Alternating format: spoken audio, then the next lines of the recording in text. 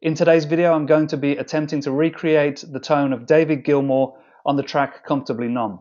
I'm going to be recreating the tone from the first solo in the track.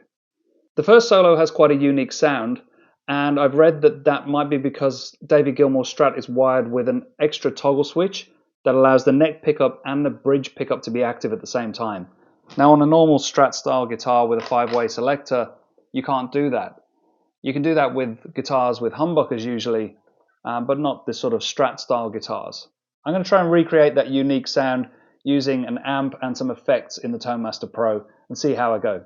The second solo in the song is quite a different tone, and I have created a preset for that as well, which I'll talk about later, but that isn't going to be the focus for this video.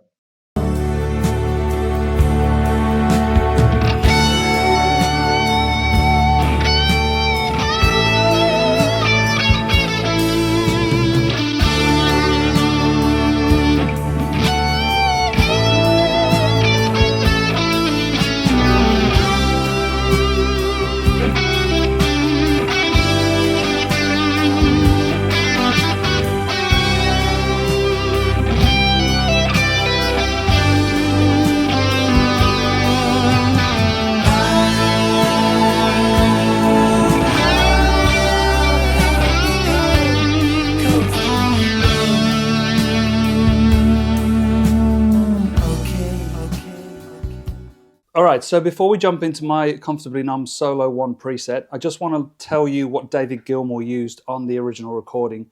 Now this is according to Gemini, so I think it's reliable data because it also references reverb.com. But it said that he used a variety of gear and he was using his famous Black Strat with a 69 style single coil in the neck and middle positions, and a custom wound Seymour Duncan SSL-1C in the bridge. The amp that he used was a 100 watt high watt DR103 that had EL34 power tubes and ECC83 preamp tubes. The speaker cabinet was a WEM Super Starfinder 200 with Fein crescendo speakers, and he used a Yamaha RA200, which was a solid state 200 watt version of a Leslie rotary speaker cabinet. So the Tone Master Pro doesn't have any of those things. I have decided to experiment. I've just grabbed an amp that I felt worked, and I've grabbed speaker cabinets that I thought were kind of period correct, but obviously not perfect. Then I've used some effects, including a rotary effect, which is meant to sort of replicate that RA200. So let's jump in. I will first disable all of the effects, and then I'll talk about the amp and speakers. So the amp that I've used is the Tangerine RV53, which probably most people wouldn't expect as it's quite a high gain amp. But this is how it sounds with no effects at all. So this is just with the two speaker cabinets.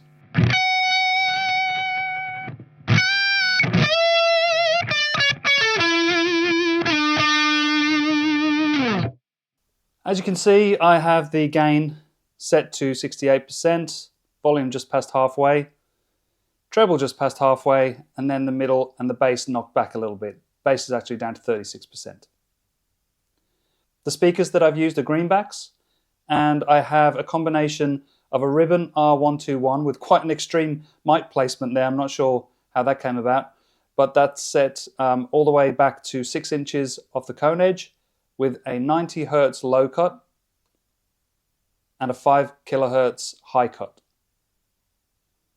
The second speaker is the same, a British greenback, and it is a dynamic SM57 1-inch off the cap with a 90 Hz low cut and again a 5 kHz high cut. I've got the speaker cabs set with the level A at 35%, that's the R121, and level B as it's 75% for the SM57, so it doesn't add up to 100%, but I don't think that matters in this case. This is how it would sound with just the SM57.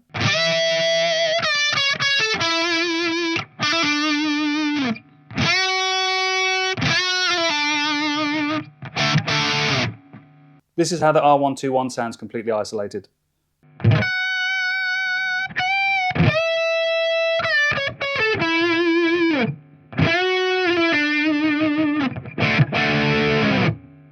Now the first thing that I did was added a compressor to the start of the chain, and it's the dynamic compressor.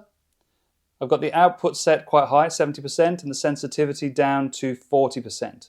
This adds a little bit more gain and squishes the sound nicely.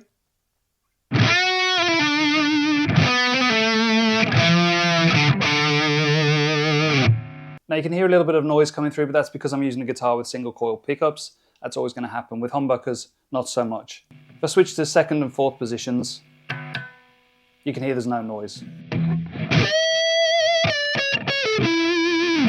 So the next effect I added was the parametric EQ, EQ3. This is my attempt at trying to get that Comfortably Numb sound more. It's quite a pronounced sound, and I'll just demonstrate the difference. So I'll play a couple of lines and then turn the EQ on.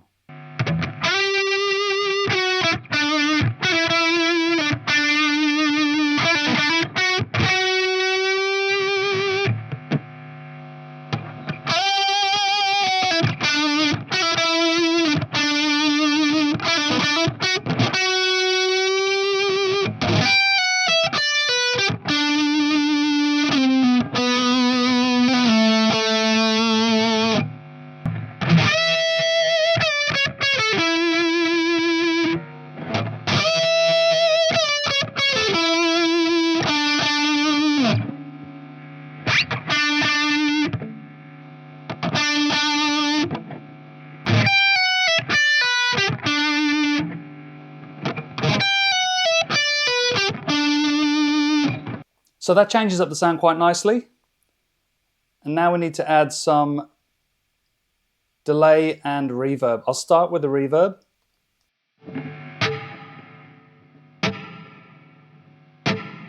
So it's a large plate reverb. You can see that I've got the high damp turned all the way down and the low damp to minus 13. High tone is 29%. And then I've got the diffuse to 61% and the decay to 59%. And then I've rolled back the mix to 37%. I'm not sure I touched, oh, maybe I did do this as well. The low tone, 31%. The balance is at 44%.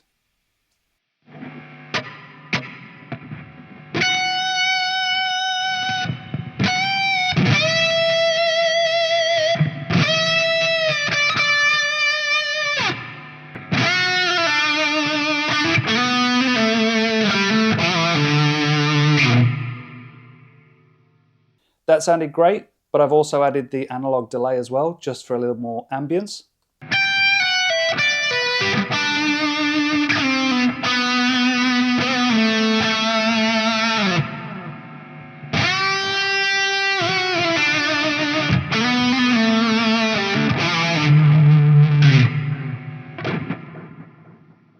Now the final piece of the puzzle is the rotary pedal. I don't really know a lot about rotary pedals and Leslie's, so I've just had a little bit of a play to try and get it to sound similar. I will actually just crank this. I've got it set to 30%. So what I've done is I've split the signal chain here. So you can see the delay and the reverb on the bottom line here of the parallel split chain, and I have the rotary on the top. The reason that I did this was actually so that I could roll back the amount of the effect. I felt that it was too sort of in your face if you had it just at 100 like this. So if I'd got it in line, let's say that I turn off that side of the chain. So now it's only being routed through this top part here. And I turn that on. You'll hear what it sounds like with 100% of the rotary effect.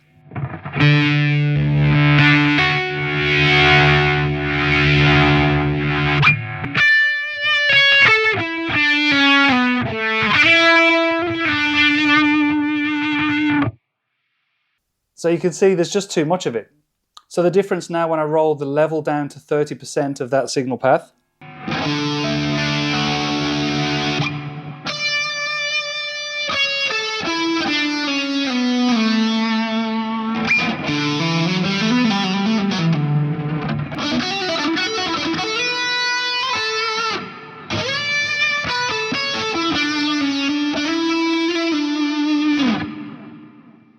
so that makes it a little bit more subtle, and I feel closer to the original. It kind of gives it a little bit of a flanger sound. but there's something a little bit different about it, and because of that rotary effect. I don't have this in stereo, it's only in mono, so you don't get that swirling from left to right in your headphones if you're listening with that or with stereo speakers, but I feel it gives it just that sound that David Gilmour uses. I just want to pause for 1 second just to talk about something. I've just restrung this guitar for this video, and for the first time ever, I'm using a product called Stringjoy. Don't know if you've heard of those. And these strings are 9.5 to 46 gauge. They're called Balanced Superlight Plus.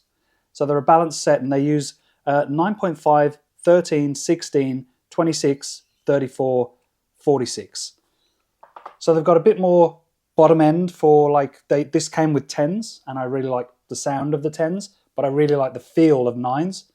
I've got 9s on my other guitars, except for my Les Paul. So I decided to try this 9.5 gauge that's somewhere in between. So I've got the chunk of the bottom strings. So it has that bottom end.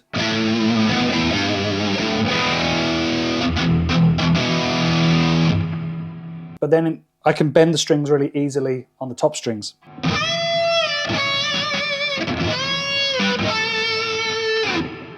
And I kind of struggle with that a little bit with 10s.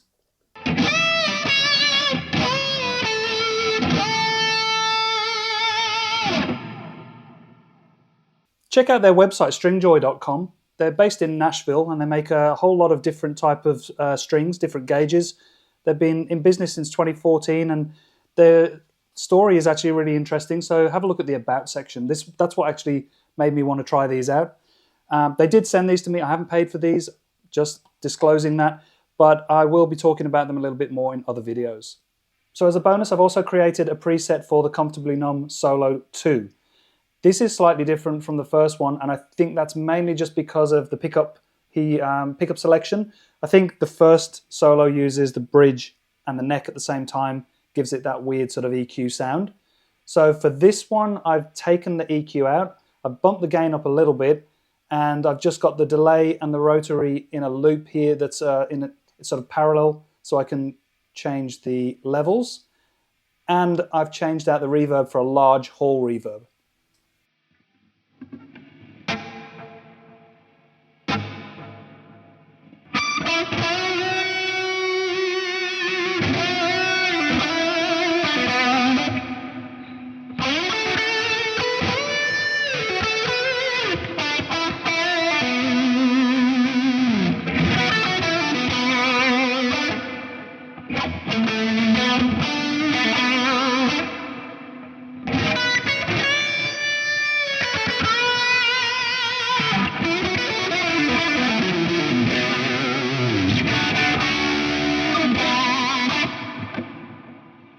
Sorry, I don't really know that solo, I haven't learned it all. So I will just take you through the settings of this preset. Very similar, I've got the output and sensitivity pretty much the same as the other preset. The amp, I've actually cranked the gain a little bit. I've got it up to 73%. The cabs are the same, no change there. Delay is the same, I think. Got the time at 500 milliseconds. Feedback 32%. And the mix at 19%. The rotary hasn't changed either. And you can see here I have tweaked a little bit the levels.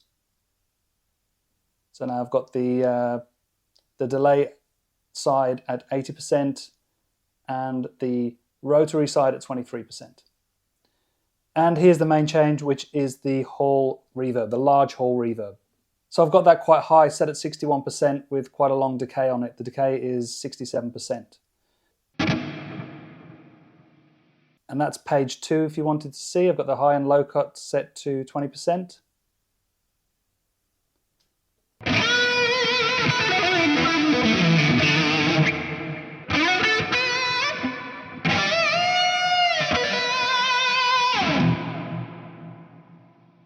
Anyway, that's a starting point, I think, if you want to tweak and make it a bit more accurate. I'll upload both of these now. That's it, they're uploaded. JGG Comfortably Solo 1 and Solo 2. Please let me know if you've used these presets and if you think they're accurate. Obviously like and subscribe this video, that would help me a lot too. I hope you enjoyed this preset and the bonus preset that comes with it. and I'll see you in the next video.